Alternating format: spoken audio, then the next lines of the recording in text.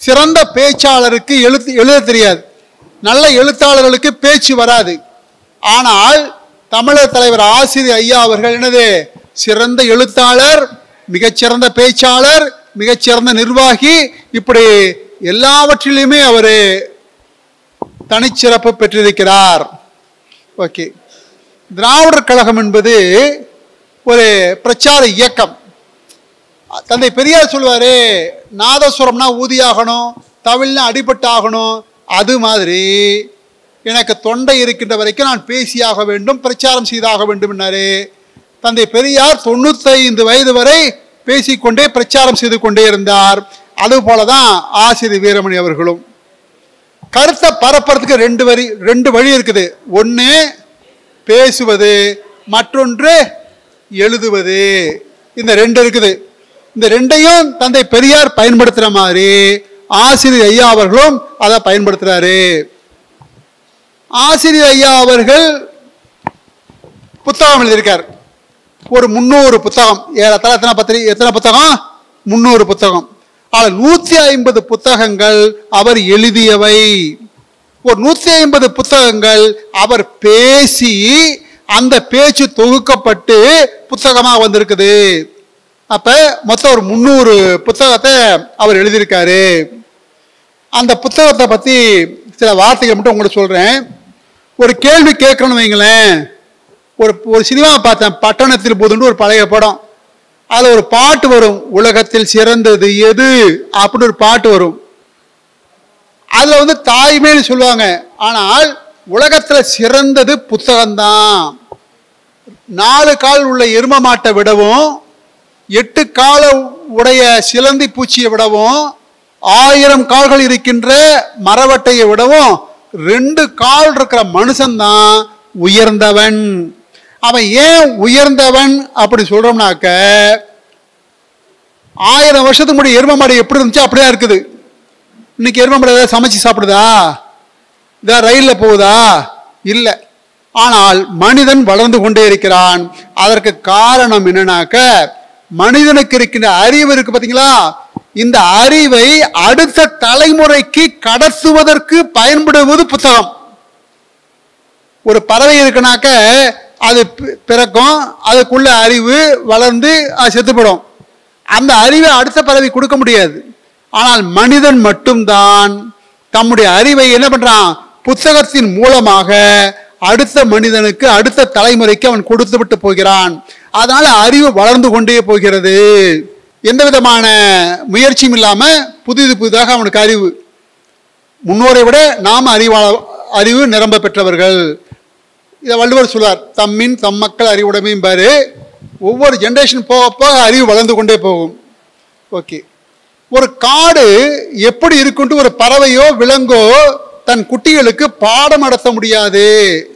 ஆனா ஒரு சின்ன பையன் என்ன பண்ணலாம், அவன் வந்து புத்தகத்தின் மூலமாக ஒரு காட்டின் பரப்பளவு எத்தனை, அதில் எத்தனை மரங்கள் இருக்குது, அந்த காட்டில் எங்க நீர்நிலைகள் இருக்குது, அந்த காட்டுக்குள்ள எப்படி போறது, அந்த காட்டிலேருந்து எப்படி வெளியே வர்றது, எல்லாத்தையும் என்ன பண்ணலாம், உட்கார்ந்துக்கிட்டு ஒரு டயக்ராம் மூலமாக அந்த காடே அவனுக்கு அத்துப்படி ஆகும். இதெல்லாம் மற்ற விலங்குகள்ல முடியாது. அதுபோல 6 கண்டங்களுக்கும் விலங்குகள் பயணிக்க முடியாது. ஆனால் மனிதன் என்ன பண்ணலாம், ஒரு இடத்துல இருந்துக்கிட்டு உலகத்தை எல்லாத்தையும் பார்த்துடலாம். ஒரு பறவை போய் பைசா நகரத்து சாய்ந்த கோபுரத்தை போய் பார்த்தாதான் முடியும், பறக்க முடியாதானாக்க. ஆனா இங்க உள்ள மாணவன் என்ன பண்ணலாம், பைசா நகரத்து சாய்ந்த கோபுரத்தை பார்த்து விடலாம். ஈபிள் டவரை இங்க உட்கார்ந்துட்டே பார்க்கலாம்.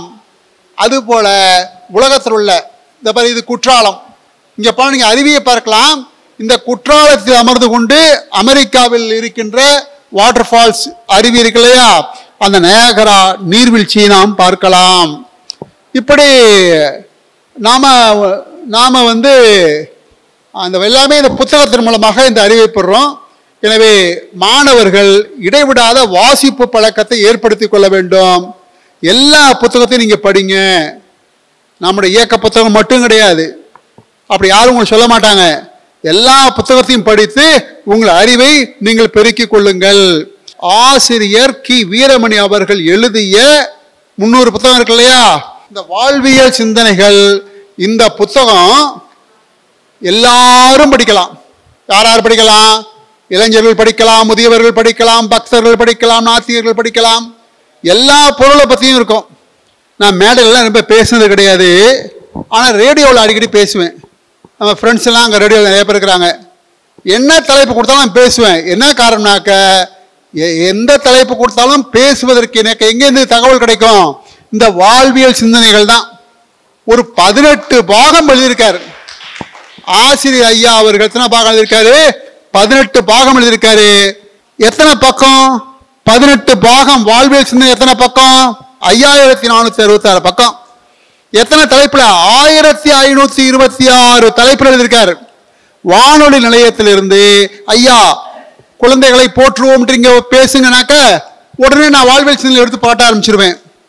போதை ஒழிப்போம் பேசுங்கனாக்க உடனே வாழ்வியல் சிந்தனை எடுத்துருவேன். எல்லா கருத்துக்களுமே அப்படியே அருமையா கற்று எழுதியிருக்காரு. அந்த வாழ்வியல் சிந்தனைகள்ல 18 தொகுதி வந்திருக்குது. 1526 கட்டுரைகள் எண்ணிக்கை. பக்கம் 5466 பக்கங்கள் இருக்குது. அது உள்ள என்னென்ன செய்தி இருக்குது அப்படின்ட்டு புத்தகத்தில் இருக்குது. இதுல ஒரு கருத்தை பாருங்களேன். தன்முனைப்பு கூடாது. தன்முனைப்பு என்ற சொல்லுக்கு ஆங்கிலத்தில் என்ன சொல்ல சொல்றோம்? என்ன சொல்ல சொல்றோம்? தன்முனைப்புக்கு என்ன இங்கிலீஷ்ல? ஈகோ. நமக்கு ஈகோ இருக்கக்கூடாது. மற்றவங்களுக்கெல்லாம் ஈகோ இருக்கலாம், ஒரு பகுத்தறிவாதிக்கு ஈகோ இருக்கக்கூடாது. ஏன் ஈகோ இருக்கக்கூடாது? நாம யாரு நம்ம நினைச்சு பார்க்கணும். நம்மளை விட்டுருங்க, தமிழ்நாடு முதலமைச்சர் இருக்கட்டும். முதலமைச்சர் இருக்காருன்னா அவர் தமிழ்நாட்டுக்கு தான் முதலமைச்சர். இந்தியாவில் 32 ஸ்டேட் இருக்குது. அல்லது இந்திய பிரதமரே இருக்கட்டும், அவர் இந்தியாவுக்கு மட்டும்தான் பிரதமர். இந்த பூமியில 193 நாடு இருக்குது. 193 நாடுக்கு ஒரு பிரதமர் இருப்பார் இல்லையா? அப்ப இந்த பூமி தான் பெருசா? பூமி எங்க இருக்குது? சூரிய குடும்பத்தில் இருக்குது. சூரிய குடும்பத்தில் எத்தனை கோள்கள் இருக்குது? 9 கோள் இருக்குது. அதுல ஒரு கோள் தான் பூமி. அப்ப 9ல் 1 தான் இந்த பூமியே. சொல்லுங்க. 20,000 சூரிய குடும்பங்கள் இருக்குது. அந்த 20,000 சூரிய குடும்பத்துல ஒரே ஒரு 9 கோள் இருக்கு இல்லையா? இந்த சூரிய குடும்பம் இது ஒரு ஓரத்தில் 9 எறும்பு போற மாதிரி. நான் பெரிய ஆளு? நான் பெரிய ஆளா? கிடையாது. அப்ப என்ன இருக்காது? தன்முனைப்பு கூடாது. ஈகோ என்பது கூடாது. ரொம்ப அருமையா சொல்றாரு. ஒப்பீடு வேண்டாம். எவ்வளவு அற்புதமானது பாருங்களேன். ஒப்பிட வேண்டாம். ஒப்பிடலாமா? ஒரு பருந்து 200 அடி உயரத்தில் பறக்குது. ஏய், நான் உயரத்தில் பறக்கிறேன்னு சொல்ல முடியுமா? தேனி இருக்கு இல்லையா? தேனி 200 அடி உயரத்தில் பறக்க முடியாது. ஆனா ஒரு பூல அப்படியே உட்காராமலும் என்ன பண்ணும்? தேனை உறிஞ்சும். தேனி கழுகால முடியுமா? எனவே ஒப்பீடு என்பது தேவையில்லை. ஒப்பீடு ஒரு மோசமானது, நம் மகிழ்ச்சியை போக்கிவிடும் அப்படின்ட்டுலாம் இந்த வாழ்வியல் சிந்தனைகள் புத்தகத்துல யார் எழுதியிருக்கா? தமிழர் தலைவர் ஆசிரியர் எழுதியிருக்காரு.